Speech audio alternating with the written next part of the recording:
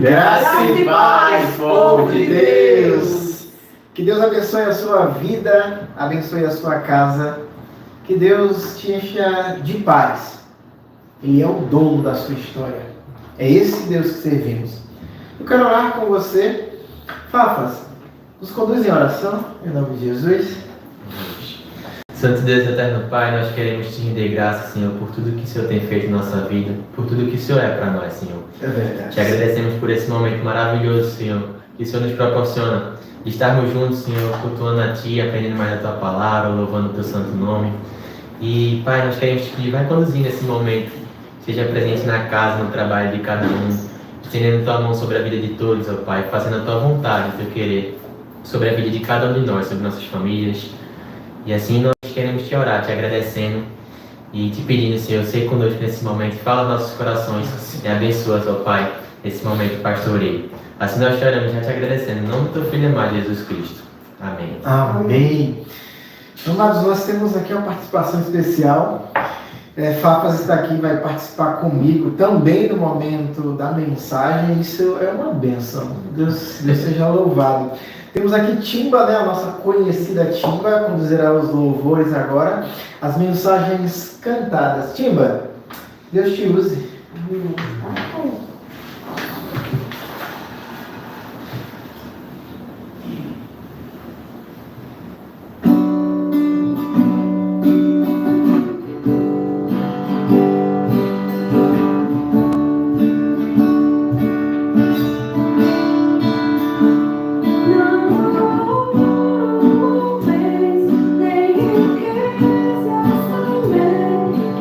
afaste do teu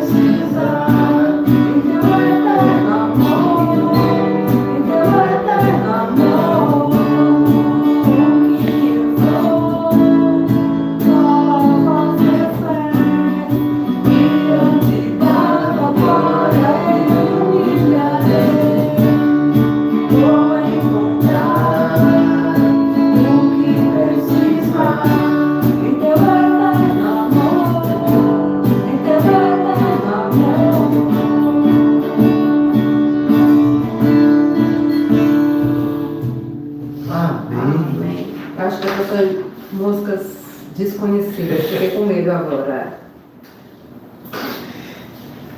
Aqui vai ser um... Essa eu acho que é conhecida, hein? Essa é, né? Essa aqui. Cadê? Veja, essa aqui é conhecida.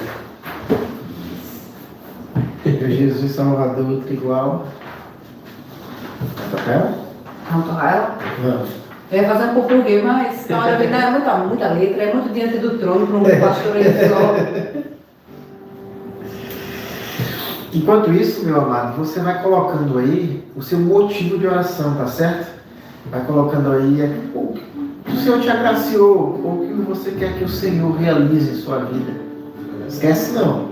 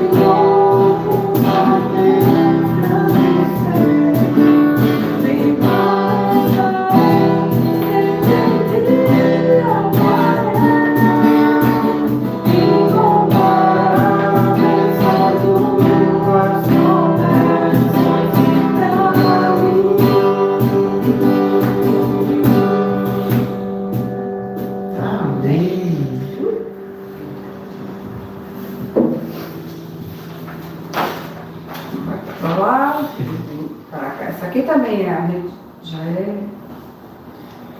Agora essa eu aí fala, vai.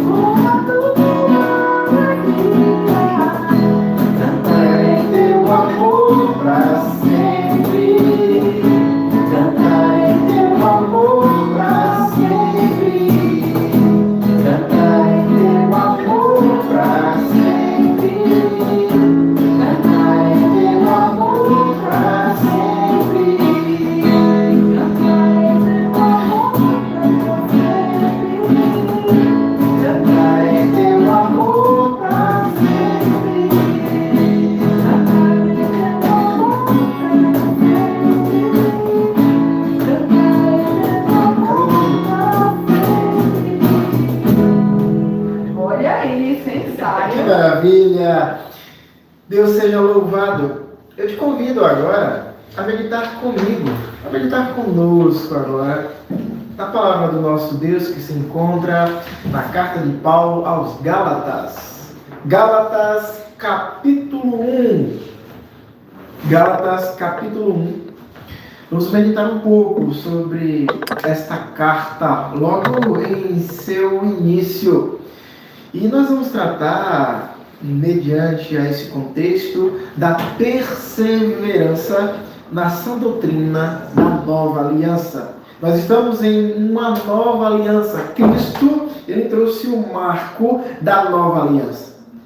E mediante a esse contexto, nós vamos aprender que devemos perseverar na sã doutrina da nova aliança.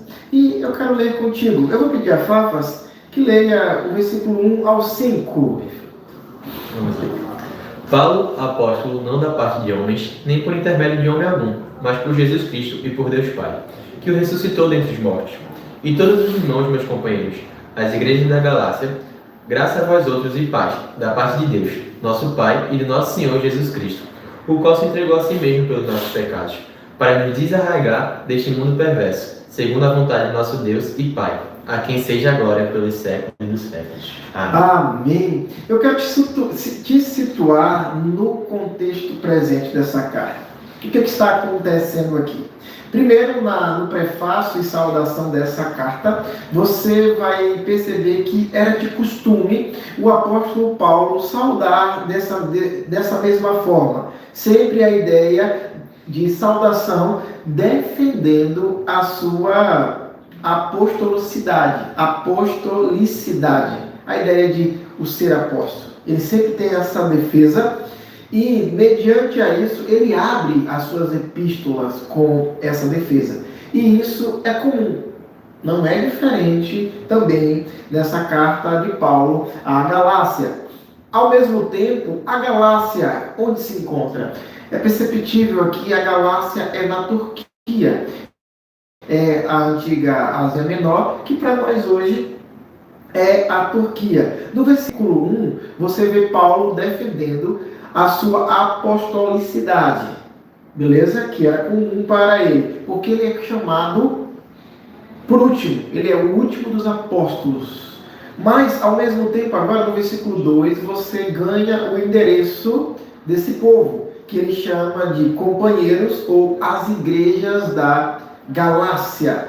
Então, é hoje a nossa Turquia. Eu quero chamar a sua atenção, nesse primeiro momento que a gente leu do versículo 1 ao 5, é que aqui não tem nada diferente do comum, de que Paulo já trabalhava. Ele começava com esse prefácio, ele como sempre começou defendendo a sua apostolicidade, quase não sai, e ele sempre começou assim, e ao mesmo tempo ele faz essa referência a quem ele está escrevendo. Mas o que então vem a ser incomum nessa carta?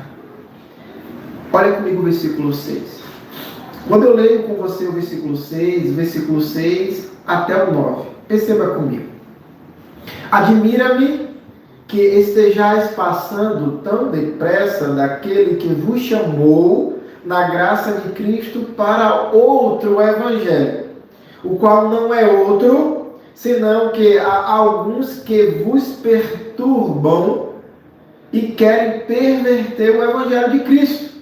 Mas ainda que nós, ou mesmo um anjo vindo do céu, vos pregue evangelho que vá além do que vos temos pregado, seja anatema, assim como já dissemos, e agora repito: se alguém vos prega evangelho que vá além daquele que recebestes, seja anatema, seja condenado eternamente, seja expulso da comunhão da fé, ou, em outras palavras, como dizia já na época medieval, excomungado,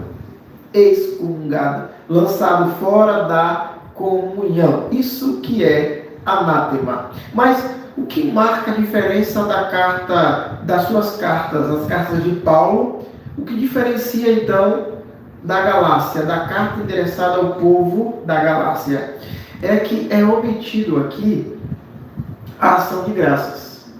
Tem o prefácio e a saudação, comum a todas as cartas, mas no versículo 6, provavelmente se abriria agora a ação de graças. Eu te convido a lembrar comigo lá em Colossenses, quando no início da carta ele não omite a ação de graça. Ele diz: eu louvo a Deus pela vida de vocês, porque eu vejo uma igreja que tem fé, uma igreja que tem amor e uma igreja que tem esperança. E ele diz que constantemente está orando por essa igreja. Mas, ao mesmo tempo, você vai para 1 Tessalonicenses, você vai ver que há fé, amor e esperança também no prefácio, na verdade, das ações de graça da sua carta. É o segundo momento que assim ele trabalha. Você volta um pouquinho para Efésios, também ele não omite a ação de graças, mas aqui ele omite a ação de graças, porque Paulo está surpreso. Fafas, lê para mim o versículo 6. Admira-me que estejais passando tão depressa daquele que vos chamou na graça de Cristo para outro evangelho. Ele diz: eu estou surpreso. Paulo ele está tão surpreso que ele omite a ação de graças pelo seu povo. Ele diz assim: olha, o que eu quero dizer para vocês, eu vou logo direto ao assunto, sem rodeio, direto ao assunto, sem rodeio. O assunto é que eu estou surpreso porque vocês receberam da palavra da fé, a genuína palavra da nova aliança que foi posta em Cristo Jesus, por Ele mesmo que morreu na cruz.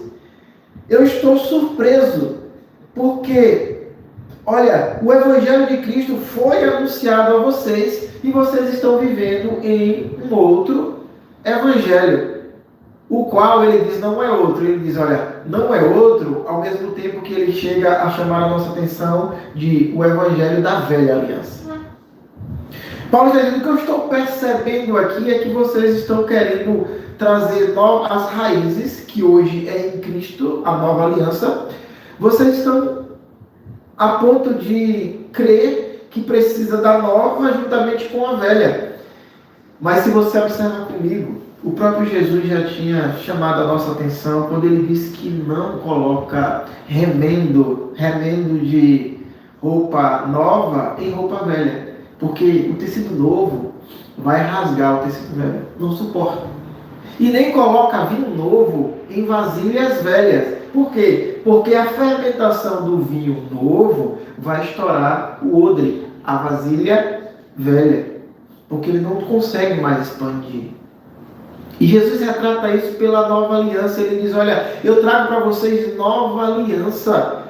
Eu não posso somar o que é velho com o que é novo. E vocês estão agora vivendo a nova aliança. Mas o que está acontecendo aqui? A ponto de Paulo omitir a ação de graça pelo povo. Porque o povo que recebe do Evangelho.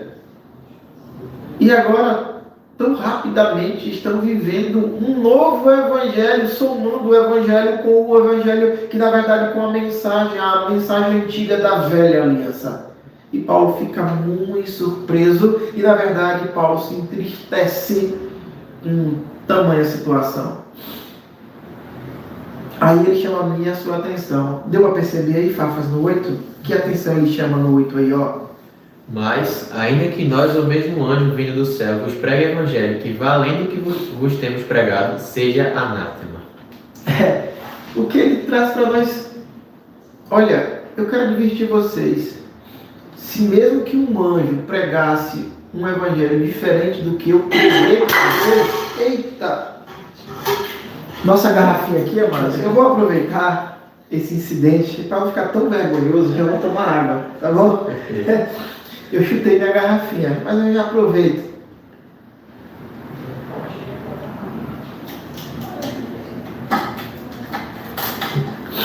E então, falando da inconstância do povo da Galácia, Paulo fica surpreso e ele fica entristecido pela situação.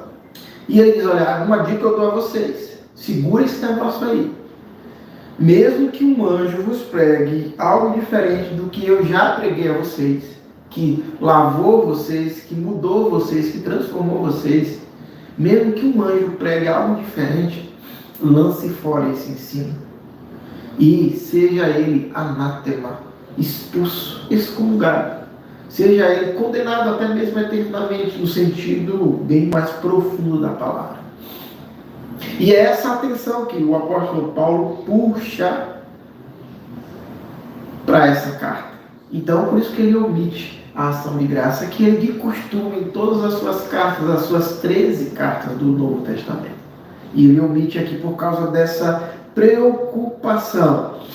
E o interessante, quando a gente estava estudando sobre esse assunto, Fafas, você lembra aquele contexto que você trabalhou comigo aqui, o versículo 12? Sim. Você lembra disso? Fala um pouquinho pra gente. A realidade que estava acontecendo aqui, aquele contexto, é que os judeus, os judaizantes, melhor, que eram os cristãos judeus, eles estavam em conflito com os cristãos gentios. E eles estavam querendo impor aquelas exigências legais que eles tinham, sobretudo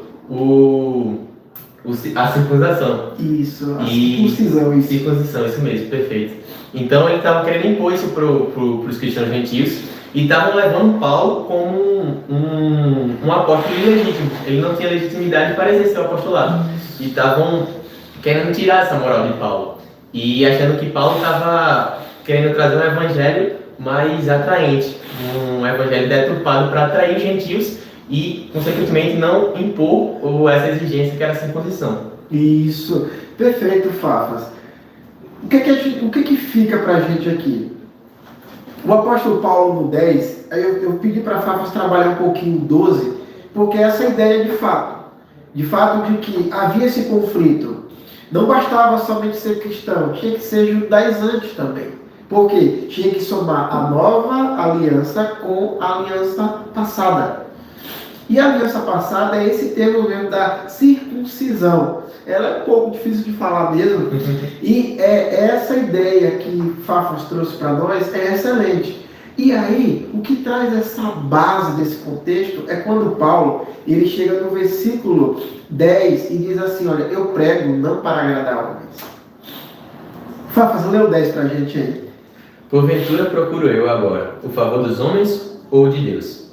Ou procuro agradar homens? Se agradasse ainda a homens, não seria servo de Cristo.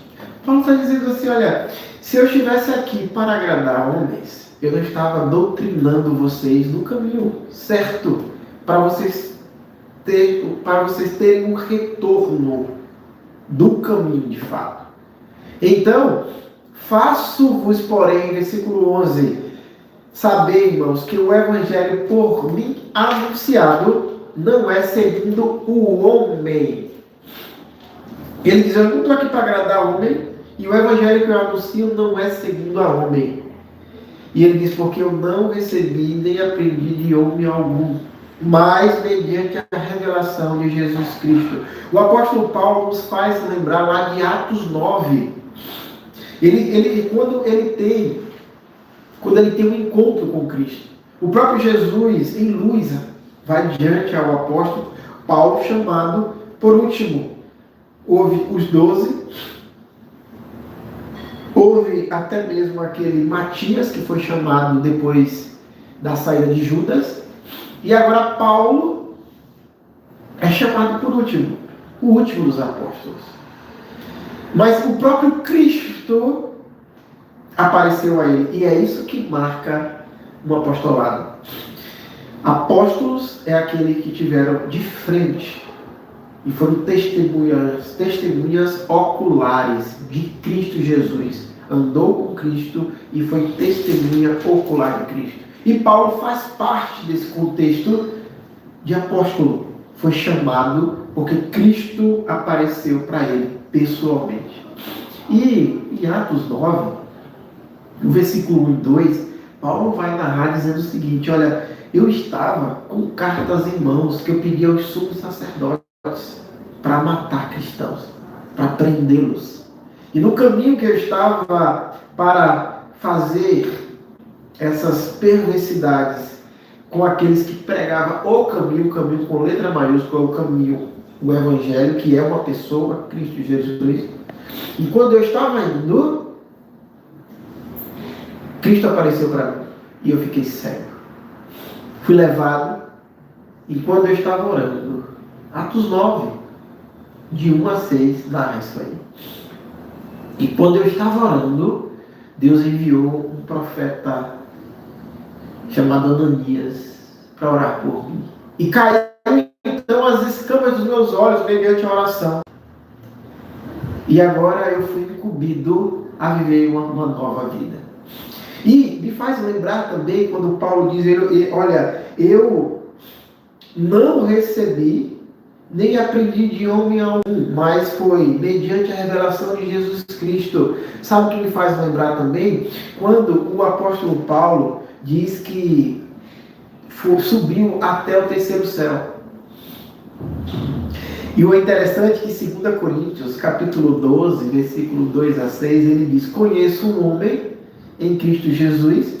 Fafas, leia para mim esse texto do 2 ao 6, porque eu estou muito gripado aqui, na verdade é rinite. Leia para mim, tá ruim minha fala. Conheço um homem em Cristo que, há 14 anos, foi arrebatado até o terceiro céu. Se no corpo ou fora do corpo, não sei, Deus o sabe. E sei que o tal homem, se no corpo ou fora do corpo, não sei, Deus o sabe, foi arrebatado ao paraíso e ouviu palavras inefáveis, às quais não é lícito ao homem referir. De tal coisa me gloriarei. Não, porém, de mim mesmo, salvo nas minhas fraquezas. Pois, se eu vier a gloriar-me, não serei nécio, porque direi a verdade, mas abstenho-me para que ninguém se preocupe comigo, mais do que em mim vê ou de mim ouve. Amém. Paulo, para a igreja de Coríntios, ele vai narrar como Deus o chamou e como Deus se revelou. E ele, quando ele fala nesse contexto, ele é bem enfático, muito cirúrgico no que ele diz. Ele diz, olha, não foi de homem algum, foi o próprio Cristo. Por isso eu, apóstolo, segundo ele, no qual ele narra defendendo a sua carta. Depois ele traz a ideia da ações de graças pela igreja, no qual ele omite aqui em Gálatas, porque ele está surpreso, porque aqueles que receberam do Evangelho, tão rapidamente estavam trocando este Evangelho, ou somando este Evangelho com mais alguma coisa. Sabe o que fica para mim e para você? O Evangelho de Cristo é suficiente para salvar, para fazer com que você se arrependa dos seus pecados. O Evangelho de Cristo é suficiente em si mesmo, porque o Evangelho é uma pessoa. Então, não agregue outra coisa no Evangelho que é Cristo. Cristo é suficiente para mudar a sua história. Cristo é suficiente para transformar a sua vida. Sua vida está de cabeça para baixo? Somente o Evangelho, Cristo, somente, e se somente Ele, Cristo, é suficiente para mudar a sua história. Não tem o porquê você agregar Cristo a outra coisa.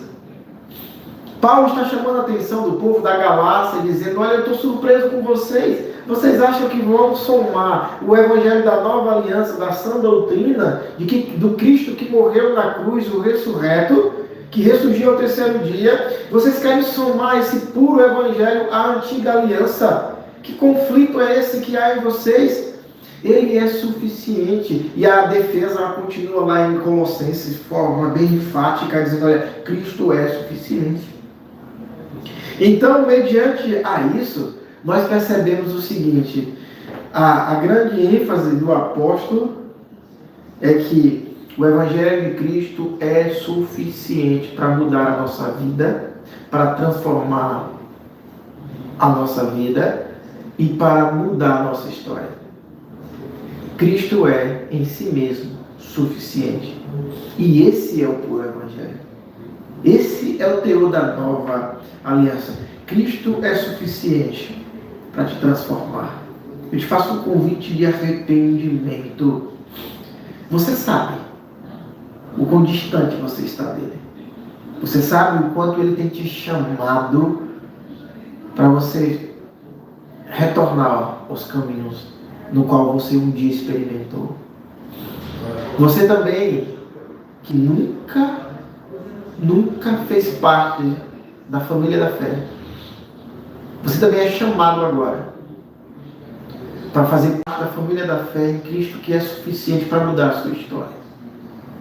É esse Deus que servimos. É esse Deus que Paulo enfatiza dizendo, olha, esse Deus, na figura do Filho, apareceu para mim. E eu, apóstolo de Cristo. E agora estou surpreso porque vocês estão abandonando o genuíno, a sã doutrina do genuíno evangelho. E de forma tão repentina, tão rapidamente. Mas o evangelho que eu recebi, que preguei a você, esse é puro e é único. E mediante a essa defesa, percebamos no capítulo 1, nós estamos agora no versículo 10. Não, perdão, no versículo 13. Versículo 13, igreja, perdão. Porque ouvistes qual foi o meu proceder outrora no judaísmo, como sobremaneira perseguia eu a igreja de Deus e a devastava. E na minha oração quanto ao judaísmo, avantajava-me a muitos da minha idade, sendo extremamente zeloso das tradições de meus pais. Quando, porém, ou que me separou antes de eu nascer e me chamou pela sua graça. Foi tão majestoso o chamamento de Deus na figura do Filho ao apóstolo Paulo, que ele entende agora que a salvação é graça. Alguém que veio do farisaísmo, alguém que cria no eu preciso fazer para receber recompensa. Alguém que ensinava na sinagoga e que aprendeu aos pés de Gamaliel, um ótimo tutor para a sua época. Alguém que entendia as escrituras como eu preciso fazer algo para receber outro algo em troca. E agora, no chamamento de Cristo ao apóstolo Paulo, na estrada de Damasco, é tão poderoso, tão eficaz, que esse chamamento transforma a vida de Paulo a ponto de entender que agora a salvação é graça. É o favor imerecido. Ele entende e diz, olha, eu já fui salvo antes da fundação do mundo e foi pela graça. Eu não mereci, eu simplesmente recebi um presente. E o que marca esse contexto foi o versículo que acabamos de ler, que foi o final do versículo 14, o versículo 15, quando ele diz, olha, me chamou pela sua graça, aprove revelar seu Filho, versículo 16, em mim, para que eu pregasse entre os gentios sem detença. Não consultei carne e sangue, nem subi a Jerusalém para os que já eram apóstolos antes de mim, mas parti para a região da Arábia e voltei outra vez para Damasco. O apóstolo Paulo está dizendo, eu entendi de forma tão profunda que eu não quis de forma nenhuma me agregar aos que já estavam fazendo o trabalho. Eu quis começar um novo curso, uma nova trajetória. Eu entendi que Deus me chamou para os gentios. Eu entendi que Deus não quer salvar tão somente aos judeus. Lembra do conflito entre os cristãos e os judeus, os gentios e os judeus? A ideia dos judaizantes da época, de fato. E Paulo agora, eu entendi algo mais. E Paulo recebe do próprio Deus, na figura do Filho, quando ele diz que subiu ao terceiro céu. Ele desconhecia o homem, de forma humilde de tratar. Porque até mesmo houve um espinho na carne para tratar, tirar a soberba do coração de Paulo. E ele entende agora por graça, pela ação graciosa, que a salvação não é tão somente para judeus ou para os judaizantes, mas é para judeus e gentios. Alguns contextos ele diz para servos, para gregos, romanos, escravos, cita. Ele vai trabalhando a ideia que ele veio para todos. E ele trabalha a ideia em Romanos mesmo, essa característica. E Paulo agora cheio da graça e do entendimento, ele entende que ele recebeu um chamado. E ele recebe esse chamado agora, o chamado missionário. Apóstolo significa enviado. Você não vai encontrar na Bíblia o termo missões, nem missionário. O que você encontra é enviado, chamado para fora. É isso que você encontra. E agora Paulo é chamado. E ele entende que ele vai alcançar nações que nunca ouviram falar do amor de Deus. E então, com esse entendimento, Paulo faz as suas viagens missionárias que conhecemos em Atos. E hoje eu conheço o amor de Deus. Fafas, você conhece do amor de Deus? Sabe, Viviane, sua mãe, conhece o amor de Deus por conta da graça que Deus deu em missão a um homem chamado Paulo. Pregar aos gentios. E nós somos um povo que outrora gentil, mas adotados. Nós somos inseridos, enxertados na família da fé. E Paulo compreende a sua missão e vai então levar esta mensagem. O que fica para mim e para você é que você é um cooperador de Deus em missão. Assim como Paulo cooperou em missão, Deus que é o nosso missionário, e nós cooperamos com Deus em missão, o que fica para mim e para você é que você é um cooperador de Deus em missão. Então anuncie as verdades, anuncie com a vida, estilo de vida, anuncie em palavras, anuncie com graça. Leve essa mensagem graciosa aos corações cativos, oprimidos, a mentes que estão deprimidas. Leve essa boa nova, a boa notícia de salvação, como fez Paulo. E essa é a minha missão, é a tua missão, essa é a tua missão, varão de Deus. É a tua missão, é a nossa missão. E eu quero fechar com você, Fafas, lê o 18 até o 24, que nós estamos encerrando nesse momento. Decorridos 3 anos, então subi a Jerusalém para avistar-me com Cefas, e permaneci com ele 15 dias. E não vi outro dos apóstolos, senão Tiago, o irmão do Senhor. Ora, acerca do que vos escrevo, eis que diante de Deus testifico que não minto. Depois fui para as regiões da Síria e da Cilícia, e não era conhecido de vista das igrejas da Judéia, que estavam em Cristo. Ouvindo somente dizer, aquele que antes nos perseguia, agora, prega a fé que outrora procurava destruir, e glorificava a Deus a meu respeito. Amém.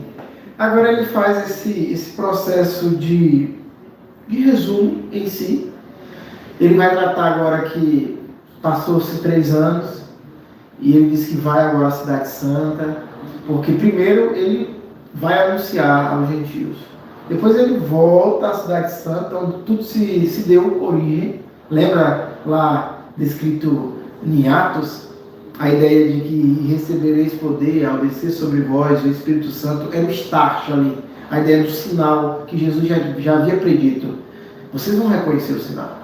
E um vento como de som, um som como de vento impetuoso invade no local onde tem os 12 e tem também mais 120 pessoas e repousa sobre cada um deles o Espírito.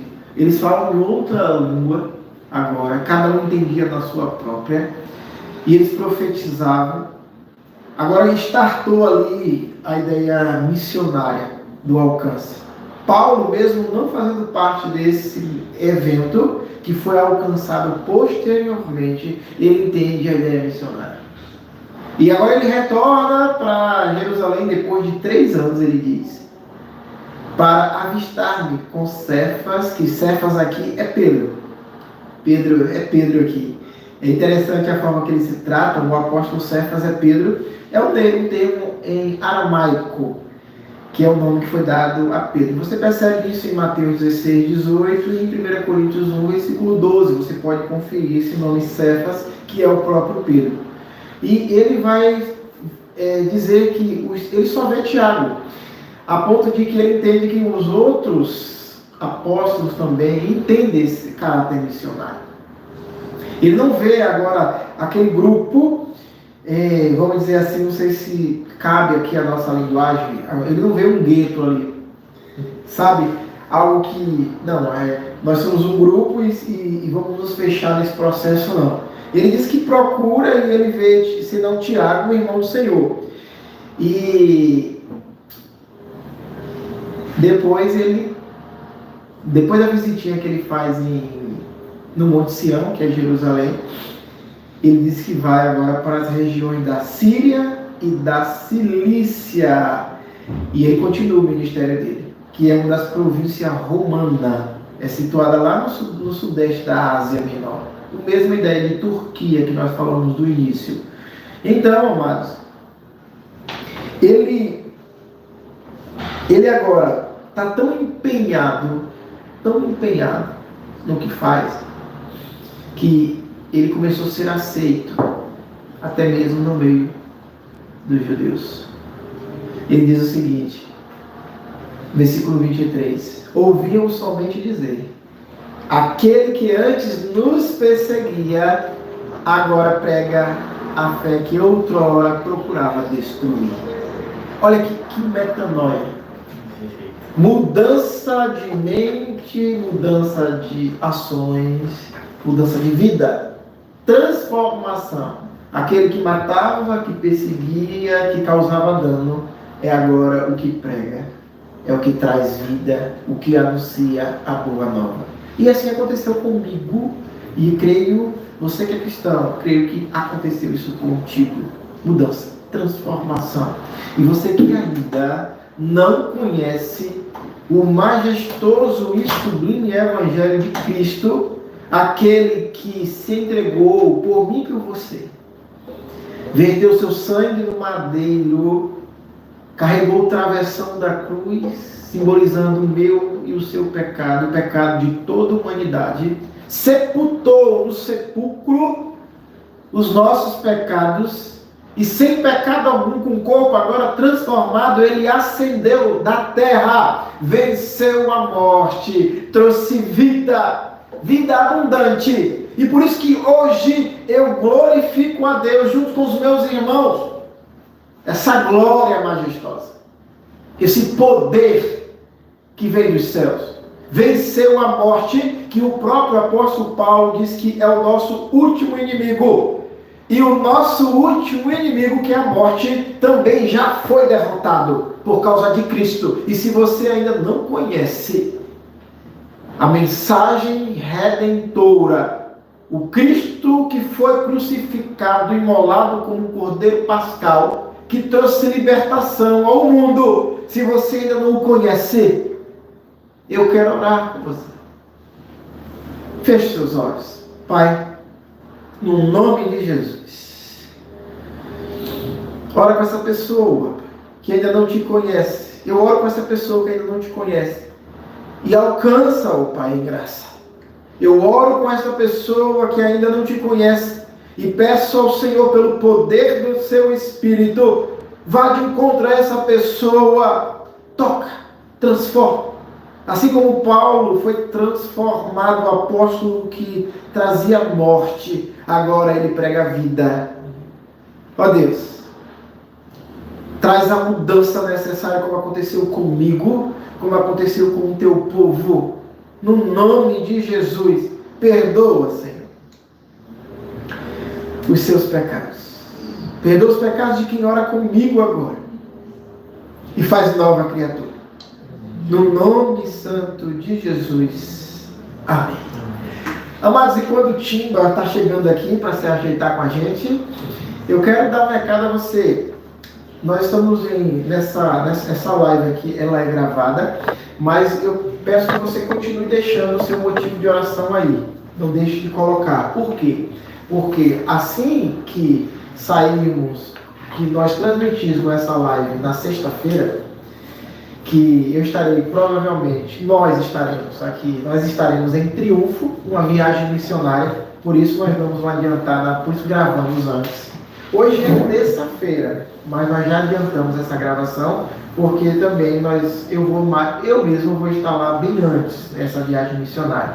Mas eu vou me comprometer depois da sexta-feira, a consultar o chat, né? O chat? Fala chat? Isso, chat, eu vou consultar e vou me comprometer a orar pela sua vida, tá certo? Um abraço, Deus te abençoe. Vamos louvar? uma palavra, se permite. Sim. Estejamos orando, importante pela viagem missionária. Viagem missionária, oração. Mas duas coisas importantes que me chamaram no texto. Maravilha. Que além dessa transformação, desse poder de Deus pelo Evangelho, e que na nossa vida a gente também é chamado para anunciar as boas novas do Evangelho e ser instrumento na mão de Deus para gerar essa transformação também nas pessoas. E duas coisas me chamaram muita atenção. Talvez, assim como eu, talvez você também tenha uma certa tipo de vergonha, uma inconfiança e segurança de pregar o Evangelho, pregar a palavra por não saber o Evangelho. Mas a gente é chamado para uma coisa muito interessante que aqui no final desse capítulo vai dizer, no versículo 23 e 24, que o povo ouvia somente dizer que aquele que antes nos perseguia, agora prega a fé que outrora procurava destruir. Essa ideia da metanoia. Você é a melhor pessoa do mundo para contar as maravilhas que Jesus fez na sua vida, a transformação que ele trouxe a você. Você é a melhor pessoa do mundo para ser a testemunha de Cristo do que ele causou na sua vida, da transformação que ele trouxe a você. E talvez você seja também um instrumento na mão de Deus, no discipulado com alguém, no aconselhamento com o irmão. Essa comunhão, essa igreja que a gente pode viver graças a Deus, a gente é chamado a trazer a verdade, muitas vezes a exortar, a admoestar. E lá no versículo 10, a outra coisa que me chamou a atenção foi que Paulo ele traz uma ideia para a gente que a gente pode aplicar no nosso dia a dia. Talvez você tá vendo um irmão que está precisando de um aconselhamento. E qual é a base desse aconselhamento? Às vezes a gente fica, será que o irmão vai ficar chateado comigo, vai ficar triste comigo? Mas Paulo vai dizer assim, porventura você busca agradar a homens ou a Deus? A base do nosso amor, ela se fundamenta na verdade. E quando a gente tem uma caminhada junta, quando a gente tem um amor, a gente fala a verdade automaticamente. E se a gente só fala a verdade sem amor, também não serve nada, é brutalidade. Mas você, quando for aconselhar um irmão, discipular um irmão, alguma coisa assim, exortar, lembre que você está fazendo isso para Deus, para glorificar o nome de Deus e para trazer esse irmão para mais perto de Deus, para ser instrumento na mão de Deus, para santificar, para aperfeiçoar e para trazer ele mais perto para a comunhão com Deus. Você é chamado para isso e você é chamado também para pregar essas boas novas. Que seja testemunho de Cristo do que ele fez na sua vida e certamente o Espírito, a dinâmica do Espírito vai trazer essa transformação, vai causar impacto na vida de irmão e todos nós vamos podemos glorificar a Deus, assim como esse povo glorificou a Deus a respeito da transformação da vida de Paulo. Amém. Diva, fique à vontade. Deus te abençoe. Eu fiquei repassando aqui na música só. Vamos louvar. Agora eu vou ouvir sua voz.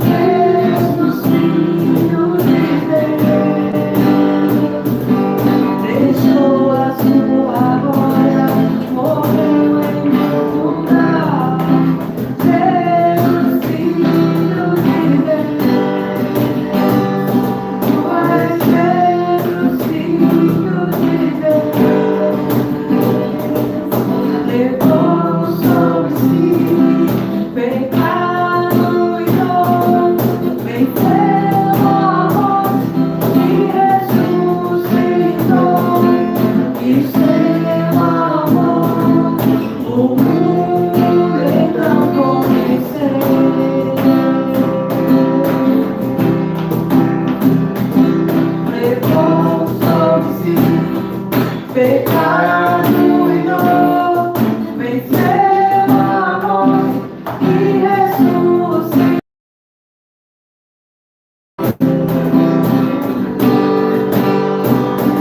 No altar de adoração, seja sempre exaltado, Jesus, Filho de Deus. A sua glória morreu em meu lugar, Jesus, Filho de Deus. Tu és Jesus, Filho de Deus. Seja exaltado, engrandecido, teu nome é santo, poderoso é, e não há nada que apague o teu amor. A cruz me libertou, a cruz me libertou. Seja exaltado, engrandecido, teu nome é santo, poderoso é, e não há nada que apague o teu amor. A cruz me libertou, a cruz me libertou. No altar de adoração, seja sempre exaltado, Jesus, Filho de Deus. Deixou a sua glória, morreu em meu lugar, Jesus, Filho de Deus. Tu és Jesus, Filho de Deus. Seja exaltado, engrandecido, teu nome é santo, poderoso é, e não há nada que apague o teu amor. A cruz me libertou, a cruz me libertou, a cruz me libertou, a cruz me libertou. Amém. Deus te abençoe e te encha de paz. Tchau, tchau. Um abraço. Deus seja contigo. Amém. Que bênção, que maravilha. Olha,